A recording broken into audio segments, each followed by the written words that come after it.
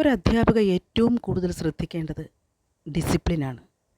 ഇവിടെ അതിനൊക്കെ ഘടകവിരുദ്ധമായി പ്രവർത്തിക്കുകയാണ് നമ്മുടെ റസ്മിൻ. ലൈവിൽ കാണുന്ന കാഴ്ചയാണ്. ബിഗ് ബോസ് പറയുന്നു അപ്സരയ്ക്കും റസ്മിനും എതിരെ ബിഗ് ബോസ് വീണ്ടും വീണ്ടും പറയുന്നു നിശബ്ദരായിരിക്കാൻ. പക്ഷേ ഒരച്ചടക്കവുമില്ലാത്ത ഈ കൂട്ടർ വളരെ ബോറാവുന്നുണ്ട്. അതുതന്നെ നമ്മുടെ ശ്രീരേഖ എന്തോ ഒരു വല്ലാത്ത ഭ്രമം ബാധിച്ചതുപോലെ തോന്നുന്നു ഇന്നത്തെ ദിവസം കണ്ടപ്പോൾ.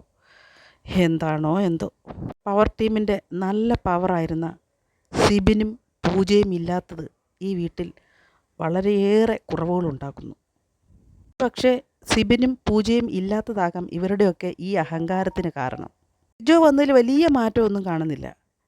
സിജോയുടെ സാധാരണ രീതിയിലുള്ള സംഭാഷണം അതുതന്നെയാണ് സിജോയുടെ ഗെയിമായിട്ട് കണ്ടു തുടങ്ങിയിരിക്കുന്നത്.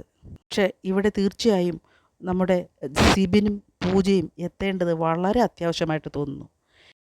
പവർ ടീം ഇന്ന് കാഴ്ചവെച്ച ഒരു പ്രോഗ്രാം അത് വളരെ എഫക്റ്റീവായിട്ട് തോന്നി. അതായത് യൂട്യൂബ് ചാനലുകാരെ എങ്ങനെ പ്രൊമോട്ട് ചെയ്യപ്പെടാം എന്നുള്ള ഒരു ടാർഗറ്റ് അവർ കൊണ്ടുവന്നത് പ്രശംസനീയം തന്നെയാണ്.